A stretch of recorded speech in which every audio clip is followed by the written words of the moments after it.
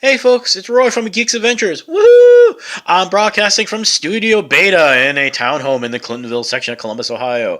So, two things happened after the Super Bowl. On Sunday, well, three, including Tom Brady probably going, son of a bitch. The second thing, people, huge fans of This Is Us going, with crockpot makers across the country going, really? Really?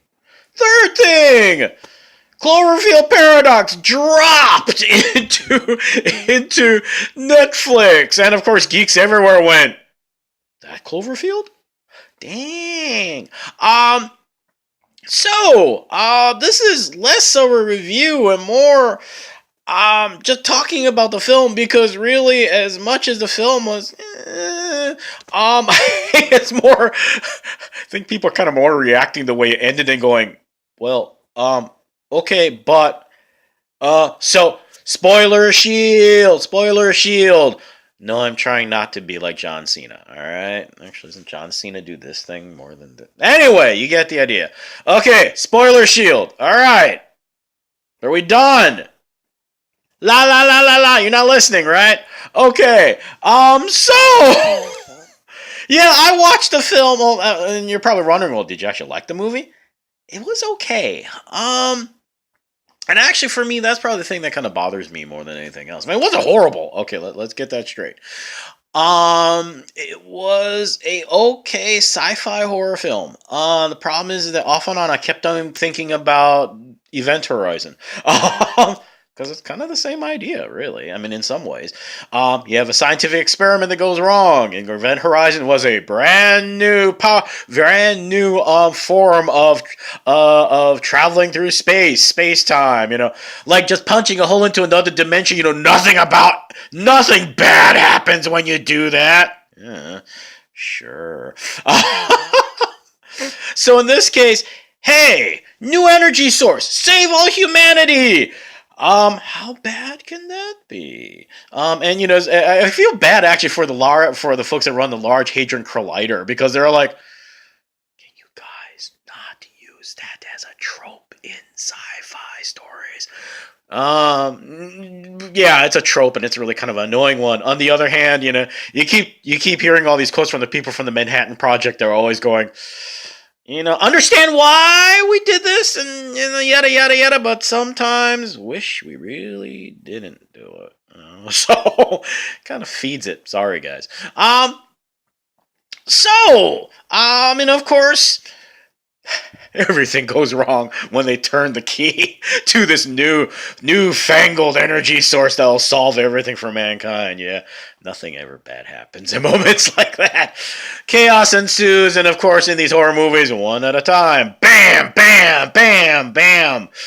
Why? Because, well, that's the way it works in a horror movie. Cast is very, very familiar. Look at the cast. I mean, heck, the one Russian guy is actually from The Martian. He's probably going, my typecast as an astronaut now? What the heck? Story's not bad.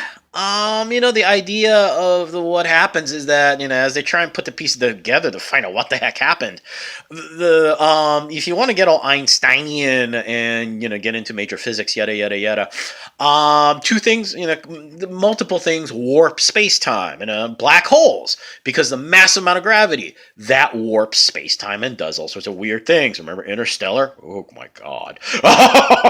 Talk about, as if it's not bad enough, you got to worry about fuel, all this other stuff. Now you got to worry about time being a very, very crucial commodity. Energy does the same thing. I mean, that's how, hypothetically, a wormhole would be generated, hypothetically. Generate enough power, bam, you warp space-time.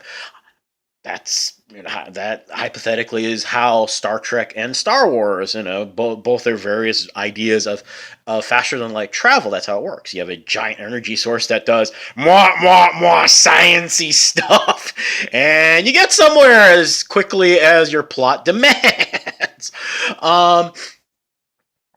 So, the idea that, you created this thing that's incredibly powerful, it moving you not just from other dimensions, but possibly moving other things. If you go poking around assorted spots on YouTube and imagine all over the net and yada yada yada, lots of explanations about how the film ended. And right now you're going, how did the movie end and why is it called Cloverfield Paradox? Remember, spoilers, all right? So, of course, two people survive, okay? After all their misadventures and yada yada yada, they figure out a way to fix the machine, get it to work, and get to and they're able to escape. Well, the spouse for one of the main characters, Hamilton, he's going, no, they must not come here. No, they must not come back to Earth. And what happens is, as they're coming to re-entry on in their escape pod, all of a sudden, out of nowhere, a 3 bajillion-mile tall Clover, that Clover, breaks the clouds and goes, ah! And the movie ends, fade to black. And leaving me, and I imagine a lot of other people going, you did not just do that. Did you really just do that? J.J. Abrams has mentioned, he's one of the producers of the first one, and I believe 10 Cloverfield Lane as well, and this one, has mentioned that, look, the two ancillary films are not meant to be direct sequels or whatever to Cloverfield, and it's meant to be kind of like the way Twilight Zone has that common theme and ideas and yada yada yada. Same thing with these. It's a common idea that drives all these, or whatever explanation you want to have put to it. There's actually a neat article on comicbook.com. Do a search on Google, comicbook.com, and Cloverfield Paradox, where Abrams says point blank, yeah, we started filming the Cloverfield Paradox, and we're trying to figure out, well, how are we going to get it to connect to the original movie? And I'm reading this and going,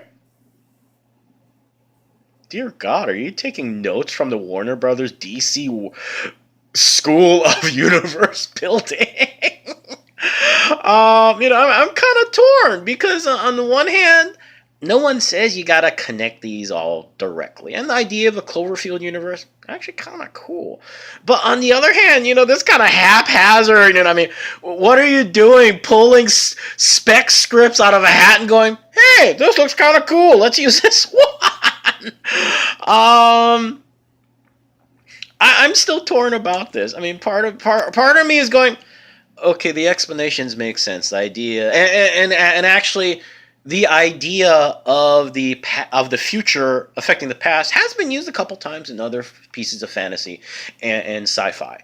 It's a very Lovecraftian idea. Time being this weird nebulous thing. And actually, there's a wonderful fantasy series by Dave Eddings, the Malorian and the Belgaria. They talk a lot about prophecy, demigods, yada, yada, yada. The idea that the future is actually manipulating the past. And you want to get into high-end physics, quantum theory. The fact of the matter is that time is not an arrow that goes in one direction. Mathematically speaking, it kind of goes all over the place in really creepy, weird sort of ways. So what does this mean as far as the series goes? I have no bloody idea. I guess the thing to keep in mind is that these are meant to be not necessarily linear chapters of a story, but these things that do connect in a broad sense. Apparently, the fourth film, Overlord, is supposed to drop or release, whatever they decide to do, in October. So, and I guess from what I've just read and seen online, is that it's happening in the past. So who knows what the heck this is all gonna mean. So like I said, right now, I'm just I think I'm like a lot of other sci-fi fans in general who watched the movie and really liked Cloverfield, and we're all just kind of going, okay, but, well, I guess, but,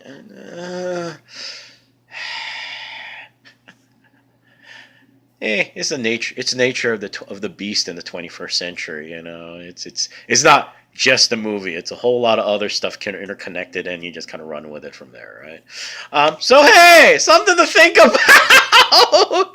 um, Hey, y'all have a good rest of the weekend. May the force be with you, especially when you're trying to decipher stuff like this. May the odds be in your favor so that you find the right website that gives you better ideas of what the heck's going on. And most importantly, be good to each other, okay, peeps? Take care. Later.